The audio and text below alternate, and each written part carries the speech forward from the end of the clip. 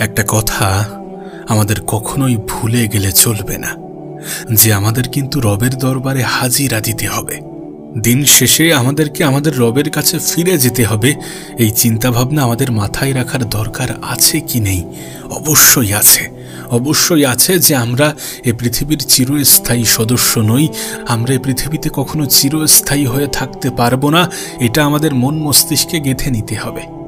আচ্ছা, মাঝে মাঝে আমাদেরকে একটু ভাবা উচিত নয় যে আমাদেরকে পৃথিবী থেকে চলে যেতে হবে, যে আমাদেরকে পৃথিবী থেকে বিদায় নিতে হবে? একটা নির্দিষ্ট সময় পরে এ পৃথিবী আমাদেরকে ছাড়তে হতে পারে, এমনটা কি আমাদের ভাবা উচিত নয়? আজকে থেকে আমরা একটু ভাবার চেষ্টা করি, একটু নিজেই নিজেকে বোঝানোর চেষ্টা করি যে আমরা এই পৃথিবীতে সারা জীবনের জন্য থাকবো না। যতদিন আছি ততদিন আমাদের রবের সান্নিধ্য পাওয়ার চেষ্টা করতে হবে, রবের কাছাকাছি থাকার চেষ্টা করতে হবে, রবের রহমতের ছায়া তলে আশ্রয় পাওয়ার চেষ্টা করতে হবে। আপনার কি মনে হয় আমাদের কি মরার আগে আরেকবার মরা উচিত নয়? আমাদের রবের কাছে হিসেব দেওয়ার আগে নিজেরাই নিজেদেরকে একবার হিসেব নেওয়া উচিত নয়? মহান রব্বুল আলামিন আমাদের হিসেব নেওয়ার আগে আমাদের নিজেদের একবার নিজেদের হিসেব কষা উচিত, নিজেদের হিসেবটা নিজেরা মেলানো উচিত যে আমরা আমাদের জীবনে কতটা ভালো কাজের সাথে যুক্ত হতে পেরেছি, আমরা আমাদের জীবনে কতটা খারাপ কাজের সাথে যুক্ত ছিলাম, আমরা নিজেরা আমাদের জীবনে কতটা সৎ পথ অবলম্বন করে উপার্জন করেছি আর কতটা অসৎ পথকে বেছে নিয়েছি, কতটা নিজেদের সততা ধরে রাখতে পেরেছি। একবার নিজেরাই নিজেদের হিসেবটা করি, একবার নিজেরাই নিজেদের হিসেবটা কষি। হিসেব করার পরে আমাদের নিজেদেরও একবার ভাবা উচিত যে আমাদের অবস্থা কি হতে পারে। বালিশে মাথা রেখে ঘরের বাতি নিভিয়ে আমাদের নিজেদেরও একবার চিন্তা করা উচিত কি নয়? আপনি নিজেই একবার কল্পনা করে দেখেন, রাত্রে ঘুমানোর সময় একবার কল্পনা করে দেখবেন যে আপনি এ পৃথিবীতে নেই। আপনার আত্মীয় স্বজন, আপনার কাছের মানুষ, আপনার আপন মানুষগুলো আপনার জন্য কান্নাকাটি করছে। আপনার গ্রামবাসী আপনার যাওয়ার প্রস্তুতি নিচ্ছেন, আপনাকে বিদায় দেওয়ার প্রস্তুতি নিচ্ছেন। আর আপনার গ্রামবাসীকে জানিয়ে দেওয়া হয়েছে যে অমুক টাইমে আপনার জানাজা হতে চলেছে। যারা আপনার খুব কাছের, যারা আপনার বন্ধু, যারা আপনার আত্মীয়, যারা আপনার প্রতিবেশী, তারা আপনাকে খাটিয়াতে করে ওই কবরে রেখে দিয়ে আসবে। একবার রাতের অন্ধকারে বালিশে মাথা রেখে ভাবার চেষ্টা করুন।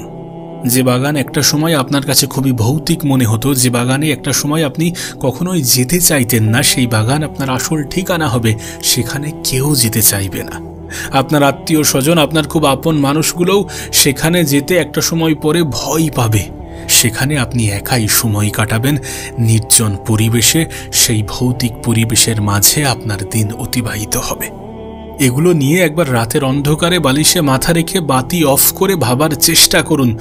যখন আপনি ভাববেন তখন আপনি জীবনের বাস্তবতা বুঝে যাবেন, জীবনের জটিলতাগুলো আপনার কাছে স্পষ্ট হতে শুরু করবে।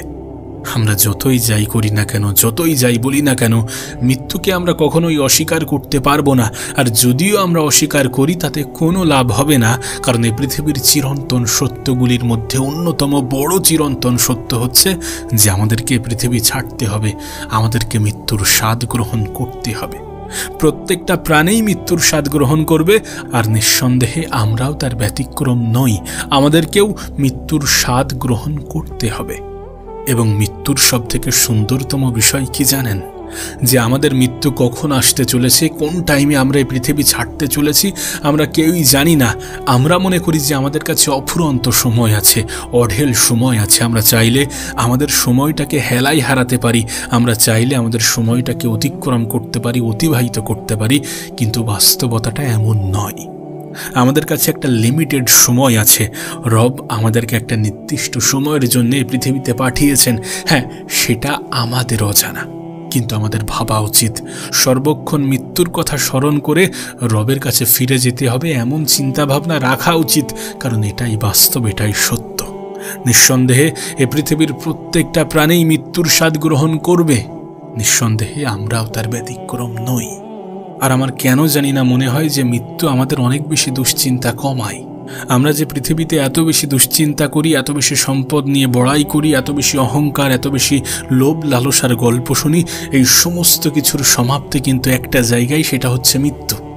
এ পৃথিবীতে যত কিছু অর্জন করছি সেগুলোর সবটাই রেখে যেতে হবে। হ্যাঁ, কোনটার সঙ্গে যাবে আমরা প্রত্যেকেই জানি। আমরা প্রত্যেকেই জানি কোন জিনিসটা কতটা পরিমাণ আমাদের সঙ্গে যেতে চলেছে। না আমাদের সম্পদ, না আমাদের অর্থ, না আমাদের বাড়ি গাড়ি, কোনো কিছুই আমাদের সঙ্গে যাবে না।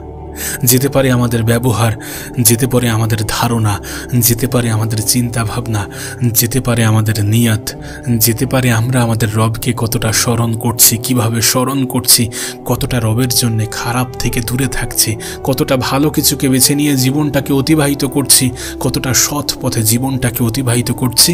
এইগুলো যেতে পারে, এগুলো যাবে, এগুলোই আমাদেরকে কিয়ামতের দিনে সাহায্য করবে। আর বাদবাকি যা কিছু আছে সমস্ত কিছুই রেখে যেতে হবে। একটা কথা সারা জীবন মনে রাখবেন, চরিত্র হচ্ছে আমাদের জীবনের সবথেকে বড় সম্পদ।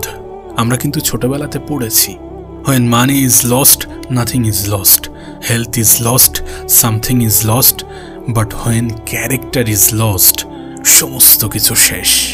আর এটা বাস্তব, এটা সত্য যে ক্যারেক্টার আমাদের জীবনের অনেক বড়, অনেক দামি একটা সম্পদ।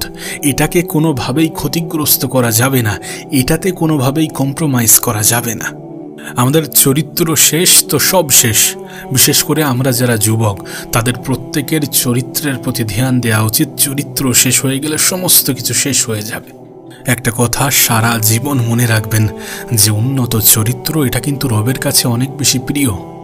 যারা নিজের চরিত্র হেফাজত করতে চাই, যে যুবক নিজের চরিত্র হেফাজত করতে চাই, আল্লাহ পাক তাদেরকে সাহায্য করা নিজের জন্য অবধারিত করে রেখেছেন। তাকে হেল্প করা, যে নিজের চরিত্র বাঁচাতে চাই, তার জন্যে নিজের সাহায্যকে অবধারিত করে রেখেছেন।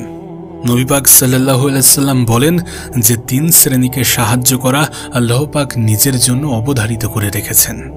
এর মধ্যে এক শ্রেণী হচ্ছে সেই যুবকদের যারা বিয়ে করে নিজের চরিত্রকে হেফাজত করতে চায়। না, এখানে শুধুমাত্র যুবকদের ক্ষেত্রে নয়, যুবক যুবতী প্রত্যেকের ক্ষেত্রেই তার চরিত্রটা তার কাছে খুবই বড় একটা সম্পদ, তার কাছে খুব দামি একটা সম্পদ। এবং এটাকে হেফাজতের একমাত্র মাধ্যম হচ্ছে বিয়ে। বিয়েটাকে আমাদের কাছে সহজ বানিয়ে ফেলতে হবে, কারণ এই বিয়ে হচ্ছে আমাদের চরিত্র হেফাজতের রক্ষা কবচ। আমাদের নবী পাক সাল্লাল্লাহু আলাইহি সাল্লাম যুবক যুবতীদের উদ্দেশ্য করে বলেছেন, হে যুবক যুবতীরা, তোমাদের যাদের বিয়ে করার সক্ষমতা হয়েছে তারা বিয়ে করে ফেলো। আমরা যেটাকে টাইমলি ম্যারেজ বলি, অর্থাৎ সময় মতো বিয়ে করতে হবে। বিয়ে করলে দৃষ্টি সংযত হয় এবং আমাদের লজ্জাস্থান হেফাজত করার অন্যতম মাধ্যম হচ্ছে বিয়ে। নবী পাক সাল্লাল্লাহু আলাইহি সাল্লাম আরও বলেন যে যদি কারো সক্ষমতা না থাকে তাহলে সে যেন রোজা পালন করে। তাহলে সঠিক সময়ে বিয়ের কথা আমাদের নবী পাক সাল্লাল্লাহু আলাইহি সাল্লাম আমাদেরকে বলে গিয়েছেন। এবং সত্যি কথা বলতে গেলে যৌবন আমাদের কাছে একটা অন্যতম এনার্জি। এই যৌবনটা আমাদের কাছে খুবই ইম্পর্টেন্ট একটা সময়। 5টি প্রশ্নের উত্তর না দিয়ে আমরা কিন্তু কিয়ামতের মাঠ থেকে কেউ পার হতে পারবো না। তার মধ্যে অন্যতম একটি হচ্ছে যে আমরা আমাদের যৌবনকালটা কোথায় কাজে লাগিয়েছি এবং কিভাবে কাজে লাগিয়েছি। তাই এই যৌবনটা আমাদের কাছে একটা আমানত। সেই জন্য নবী পাক সাল্লাল্লাহু আলাইহি সাল্লাম আমাদের দৃষ্টি হেফাজতের কথা বলেছেন, যাতে আমরা দৃষ্টি হেফাজত করি।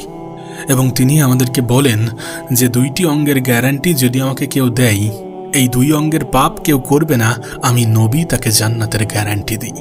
এই 2টি অঙ্গ কি কি? 2 চোয়ালের মাঝখানে যেটি থাকে মানে জিহ্বা, আর 2 পায়ের মাঝখানে যেটা থাকে মানে আমাদের প্রাইভেট অর্গান। এই 2 অঙ্গের পাপ যদি কেউ না করে, যদি কেউ আমাকে গ্যারান্টি দেয় এই 2 অঙ্গের, আমি নবী তাকে জান্নাতের গ্যারান্টি দিই। এবং আপনি খেয়াল করে দেখবেন এই 2টি অঙ্গ দিয়েই আমরা সব থেকে বেশি পাপ করে থাকি। আমাদের চেষ্টা করা উচিত রবকে সন্তুষ্ট করার, এবং যে কোনোভাবে আমাদেরকে আমাদের রবের রহমতের ছায়াতলায় আশ্রয় নিতে হবে। যদি আমরা সত্যি পার পেতে চাই, যদি আমরা সত্যি আমাদের জীবনের সফলতাটাকে অর্জন করতে চাই, জীবনের প্রকৃত সফলতা অর্জন করতে চাই, তাহলে আমাদের রবের রহমতের ছায়াতলায় আশ্রয় নেওয়াটা আমাদের জন্য আবশ্যক। এবং তার জন্যে সমস্ত খারাপ কাজগুলোকে ছেড়ে দিতে হবে। রাতের অন্ধকারে নিজের বিষয়ে নিজে প্রশ্ন করতে হবে, নিজের খারাপ ভালোর মধ্যে পার্থক্য খুঁজে সেটাকে আলাদা করতে হবে। এবং যখন আমরা খারাপ কাজের সাথে যুক্ত হচ্ছি, তখন কিভাবে নিজেকে সেই খারাপ কাজ থেকে বার করে আনা যায়, কিভাবে খারাপ কাজ থেকে নিজেকে দূরে রাখা যায়, তার সমাধান খোঁজার চেষ্টা করতে হবে। সঙ্গে সঙ্গে এমন কিছু পথ অবলম্বন করতে হবে যেটার মাধ্যমে সেটাকে দ্রুত ছাড়া যায়। এবং প্রতিনিয়ত ভালো কাজের সাথে নিজেদেরকে যুক্ত করতে হবে। আমাদের পারিপার্শ্বিক পরিবেশ প্রয়োজনে বদলাতে হবে, কারণ আমরা যেমন পরিবেশে থাকব তেমন পরিবেশের প্রভাব আমাদের জীবনে পড়বে। তাই আমরা চেষ্টা করব খারাপ জিনিস থেকে দূরে থাকা এবং ভালো কিছুর সান্নিধ্যে আসার।